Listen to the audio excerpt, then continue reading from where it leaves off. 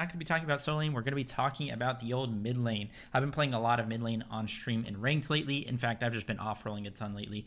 It's keeping the game fresh, nice and fun for me, playing jungle. Good bit of support even, and having a lot of fun. Notice I didn't say carry because, you know, carry is kind of just a bad role. But yeah, we're going to be talking about the mid lane. I want to talk about the top 5 mid lane characters that I have been having success with and that I think are just pretty good objectively, you know, with some input from looking at other pro players. And of course, I'm going to be talking about the builds as well.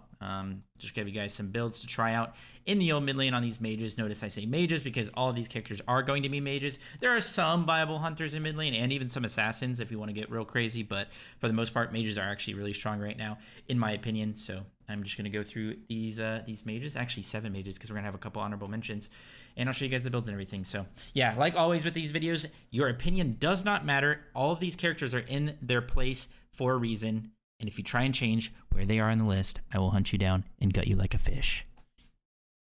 Anyway, let's go ahead and get into it. Starting out at number 5, we have Morgan Le Fay. Morgan Le Fay is a pretty strong character right now.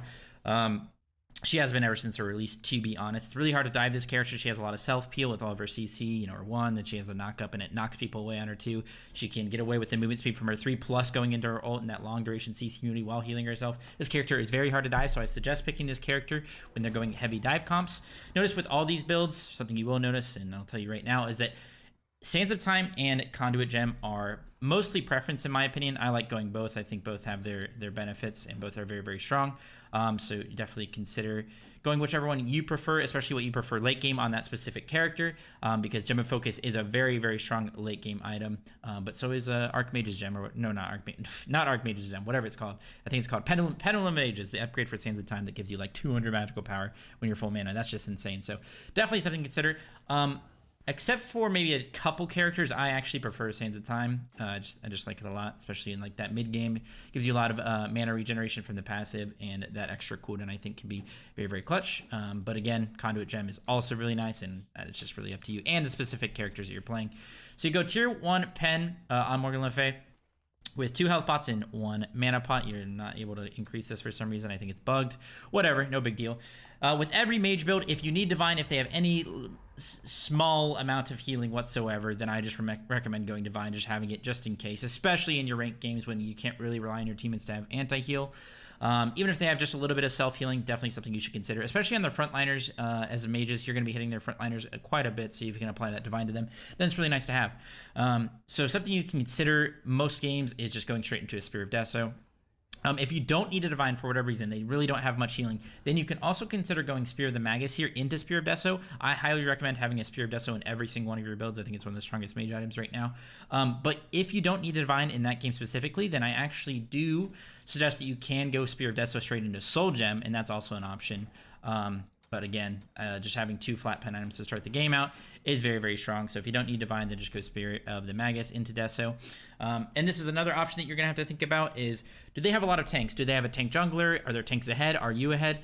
If you're going to have to worry about their tanks, which a lot of games you will have to worry about them, then I recommend getting some percent pen here. So it's fine to go an Obsidian Shard here. You can also go a Karen's Coin. And if they have a lot of tanks and they're all very ahead, then you can even go Karen's Coin into Obsidian Shard to max out all of your percent pen. And then late game just end it with the Soul Reaver into the upgrade of Sands of Time, which is called Pendulum of Ages. So then you have your 40% pen. You have a lot of flat pen as well, so it's going to carry you through the early to mid game, especially if you hit like their jungler, or if you're able to get onto their enemy backline. This is going to do so much damage to them. And then come late game, you're also going to one-shot their tanks because you have the Soul Reaver that's backed up by 40% pen, and it's really, really strong. If you don't have to worry about their tanks as much, then you can also go like a Soul Gem here. And that's just a really nice item to have. It's very cozy. This puts you at max CDR late game. And then you can get your Obsidian Shard because eventually you're going to need some percent pen, and then you can round out the build with something like this. Definitely consider going Rada Tahiti as well. This is a very strong item. I actually like this item a lot from ahead just because it gives you a little bit of percent pen. And then if you are able to afford that Calamitous Rada Tahiti, if I can just show it. It's actually not too bad now. It was really bad when it first came out, but now it basically hits every time, and it's just a nice bit of extra damage on whoever you're hitting. It basically connects every time. So yeah, that's Morgan Le Fay at number 5. You'll notice that a lot of these builds are pretty similar just because I think the mage items are pretty much set in stone, and you're always going to have a Deso, or always going to have a Reaver for the most part. So yeah. Coming in number 4, I have Merlin. Merlin's just one of these characters you can play in most games, and you'll just feel pretty strong. You got to look out for like characters like Daji and characters that are gonna abuse the fact that you have no CC immunity, maybe like an Ares, a Cerberus, Atlas, stuff like that. But for the most part, I think this character can be picked in pretty much every game, and you'll feel pretty strong. Sands of Time or Conduit, the same thing applies to him. I think late game. Conduit is just a little bit better if you go the CDR build that I'm going to show you guys. Gem of Focus is just really strong to have late game. You don't necessarily need it because your clear is definitely good enough as Merlin to just go Sands of Time. So really up to you. Same thing applies here. 2 health, 1 mana. Ooh, these sound effects are so loud. Same thing. If you need that Divine, like I said, go Divine here, then go into that Deso. In a lot of games, you will need it, so we'll just go ahead and leave this hovering here. Soul Gem is an item that feels really strong on Merlin, so I really like to go Soul Gem in most games. But you're going to need to worry about getting your percent pen at this point. So you're going to go into an Obsidian or a Karen's Coin, whatever you prefer. I think Obsidian is very strong, so I go that. Then you're going to go the Reaver. You definitely want Reaver on Merlin. He has a ton of abilities. He's always going to proc it. It's going to help him kill the tanks in front of him, which is definitely a problem that he can sometimes have. And then you go into that Gem of Focus. And then, with a 500 pot, you're at 30% CDR, which is plenty. And you feel really strong with this build. You got item procs with Soul Reaver and Soul Gem, and then Gem of Focus to help with that. It feels very strong. Another option that you can go on this character, especially if you're going to go this Conduit Gem, is Chronos Pendant, because Chronos Pendant is a big combo with Gem of Focus late game, because you have that 20% CDR and the passive that's basically always going to make you have the 3 abilities procced on the Gem of Focus late game. And then, of course, if you rush that Chronos Pendant, you probably need Divine in a lot of games. If you don't need Divine, then just go Spear of Deso here. But a lot of games don't go straight into another pen item here, because you're just delaying your percent pen and your Soul Reaver proc just a little too much, I think. Just a little bit too long of a delay for my taste. So if I need to go to that Divine, then I'll just go into like a Soul Reaver here or a Soul Gem, and then get the percent pen that I need, and go to Gem of Focus, and then get whatever last item you need. I actually personally like item effect procs on Merlin quite a lot, so you can consider going a Soul Gem here, or even an Ethereal, just because you have so many abilities that you can proc it really easily, and it's going to be really nice with this Gem of Focus combination to help increase those procs. And then, of course, at the end of the day, like I said, consider having a Rod Shahidi in your build somewhere, probably like 4th or 5th item, especially from ahead. So that would be another Merlin build that you can go. Moving on, we have Persephone. Character, there's something wrong with this character, I think. I think her numbers are busted late game. If you 2 or 1 a carry late game and you have the right build, you'll hit them for like 1200 with each ability, and that's more than a lot of mages can do in a single ability. I think maybe when she was reworked, her numbers weren't quite tweaked perfectly. So yeah, I like to go Sands of Time in this character. I don't recommend going Conduit Gem, mainly because your plants, the little ones that walk forward, don't actually proc Conduit, so you'll get a little bit less value out of it. Plus, it's just nice to spam your flowers on this character, have that cooldown for the early game. So this one character I pretty much never go Conduit on, and I spam this character a ton. Same thing applies here, Divine into Spear of Deso. If you don't need that Divine and you can go Spear of the Magus into a Spear of Deso, you are so strong at this character with these 3 items. With Spear of the Magus, Spear of Deso, you just one-shot whoever's in front of you. If you just proc that Spear of the Magus and get a combo off on them, you do so much damage because her burst is absolutely insane. So Persephone is one of these characters that I do think that maybe rushing percent pen is necessary. You can hit the backline with your abilities. You do have some long range, but your follow-up over walls isn't great, so it's a little bit harder to hit carries because of that. And if they do end up blocking your ult, then you're just going to have to worry about killing their tanks. And that's one thing that Persephone is actually decent at, especially if they don't have great picks into Persephone. Like they don't have like Vamanas, Guan Yus, characters with long duration CC moves like Sobek, stuff like that to diver. So if they aren't, or if they are playing those characters, you will have to worry about killing them. So getting percent pen online as soon as possible is very nice. And then you can end the game with the Pendulum of Mages upgrade. So most games I'm going to have a similar build to this. If I'm ahead, I do always like to go Soul Gem here. Just such a cozy item, and it's really nice. But like I said, do consider getting that percent pen online right away. And one nice thing about having Karen's Coin with Sands of Time is that it does give you a lot of MP5, and that MP5 will keep your mana higher late game. Basically you'll never go and you'll stay towards like 70-80% mana for most of the fight, which is really good with Pendulum of Ages because it gives you power based on how much mana you currently have. So you kind of want to stay towards that upper threshold. We are getting near 200 power with this item alone, which is very strong. Notice that I never go what is it called? Alternate timeline. I think that alternate timeline is not that bad, and especially in competitive, I think it could see some value. But I think for the most part in ranked, especially at that point in the game, you're either winning or losing the fight based on like how the first 15 seconds or 10 seconds of the fight goes. If you delay and your teammates help you, like that's not really going to happen too much in ranked. You're kind of all on your own, so you kind of want to burst as many people as possible before you die, or kill all of them and survive. You know, so that is Persephone at number 3. Coming in at number 2 is Tiamat. This is a character you can first pick. You can pick wherever. If you're just comfortable on this character, you can just play her every single game and you'll feel really, really good. She has a lot of benefits. She's really good at diving the backline, which is why you're going to see the build that I'm going to show you guys. You don't go as much percent pen on this character because you don't necessarily need it. She has a ton of ability, so she's really good at proccing item effects, so definitely consider that when in your builds. But yeah, this character is very, very strong and very, very annoying to play against as a tank. So this character, you go Conduit every single time because Gem of Focus late game is very, very strong on her, and the fact that you combine it with a Cronus Pendant first item is very, very good for her. So, of course, you go Tier 1 Cronus Pendant, same thing. Actually, you get a little bit of extra gold here, so you can consider going like 3 health and 2 mana, but for the most part, you can just still go 2 health, 1 mana. You don't really need to worry too much. You go Cronus Pendant first item. Like I said, this is going to combo really well with Gem of Focus late game, and Tiamat specifically is... She's basically needed, it's basically needed to have Cronus Pendant on her. I wouldn't say it's 100% necessary, but it's just such a strong item on her because she has so many abilities. She has long cooldown on her jump and her ults, and you want to be spamming those things. You want to be spamming your minions for pressure.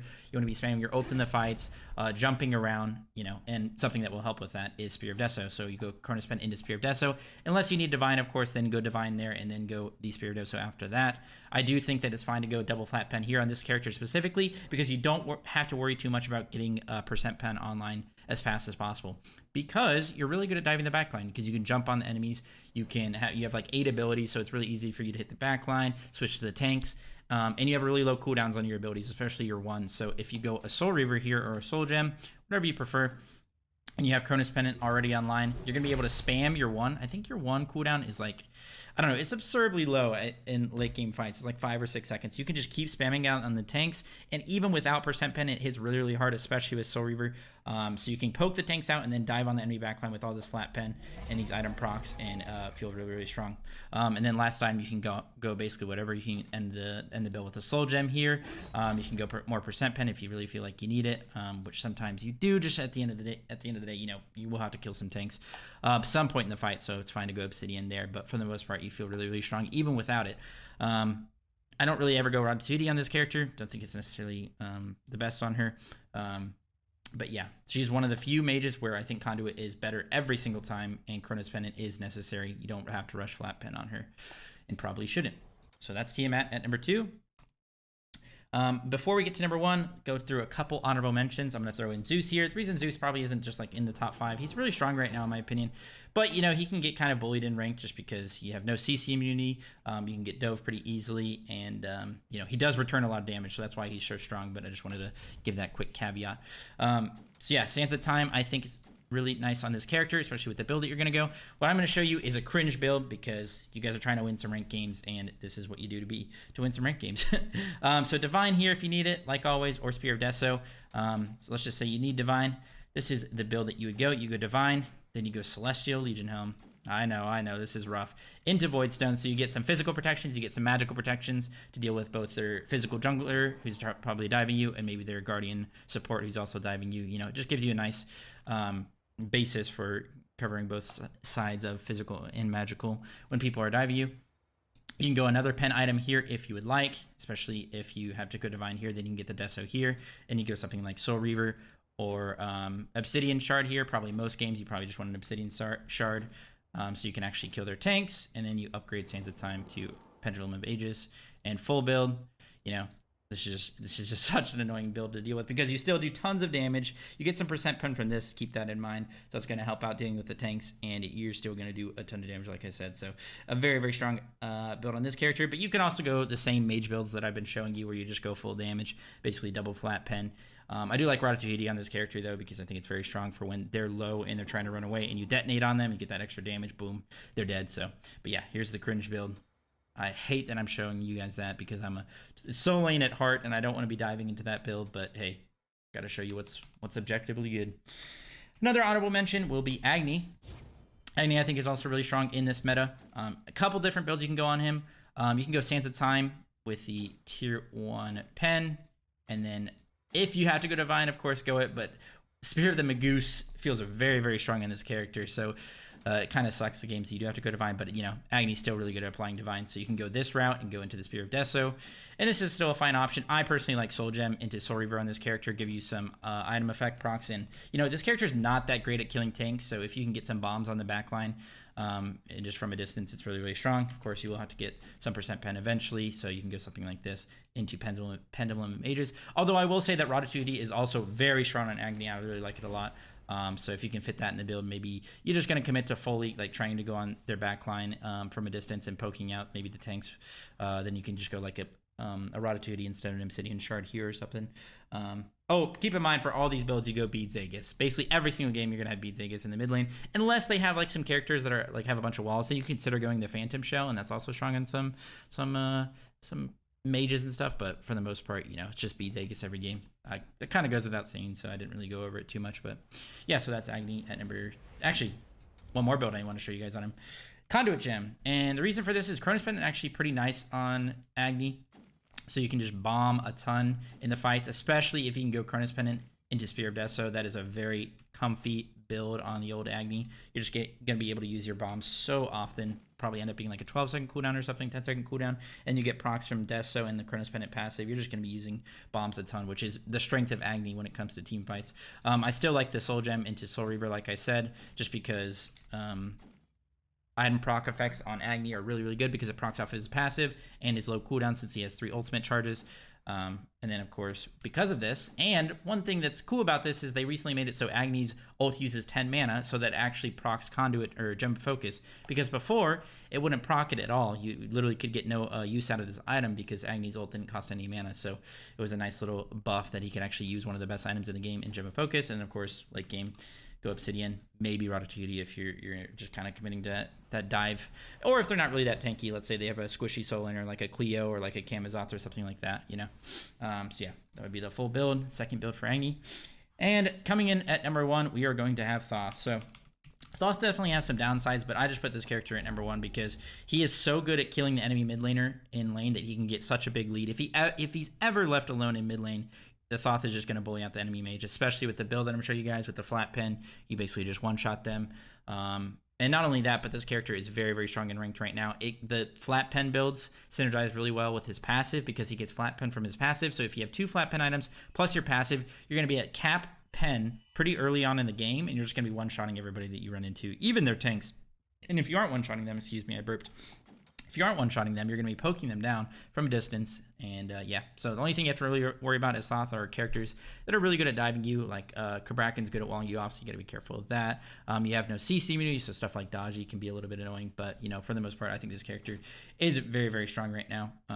You can kind of go do the same thing with Thoth as I showed you guys with Agni and who was maybe Merlin, where you can go Sands of Time and just go straight into your flat pen. I already showed you guys tier 1 pen, 2 health, 1 mana, whatever. You guys get it. So I don't want to show you guys that. You could do the same thing. Divine into Deso. Same thing applies to here. You can hit the backline in most fights. A lot of the time your ult goes really far. So it's really good to one-shot them with item proc effects combined with flat pen. So definitely consider going that. Maybe going an Obsidian here just so you can deal with those tanks that are diving you because you will get dove a lot of games. Into like a Ratatouille or even a Soul Reaver. I like Ratatouille, I think, a little bit more than Soul Reaver on Thoth specifically, just because if you are hitting their backliners, Soul Reaver isn't as valuable just because they don't have a lot of health in their builds. So then you can kind of just one-shot them with the Ratatouille passive plus extra power that gives you. So, and that would be something with the full build. But like I said, you can do a very similar thing with Thoth as you do with the other characters I was talking about. And that's going Conduit with tier 1 Cronus Pendant, and going like a very similar build where you go Cronus Pendant into Spear of Deso unless you need Divine, then put that there into Soul Gem, and you're just full CDR. Very well synergized with the Gem of Focus upgrade when you have all these CDR items, and just always have that that passive procced. And then even here, I would consider going something like Soul Reaver into Ratatouille, because something you need to keep in mind with the Gem of Focus upgrade is that it also increases the damage that your Soul Reaver, your Soul Gem, and like those item effect procs do. Even the Ratatouille passive is going to increase that by even more. So just a really nice synergizing build. And at the end of the day, it's harder for tanks to dive you because this gives you a little bit of damage mitigation or damage reduction, whatever it is, movement speed. So it's going to be, you're just going to be really slippery in the fights, and it's just really, really nice to have all these items combined. So yeah, Beads Egg is of course on Thoth, and that is it. That is Thoth at number 1. Those are my 7 mages, my top 5, but 2 honorable mentions.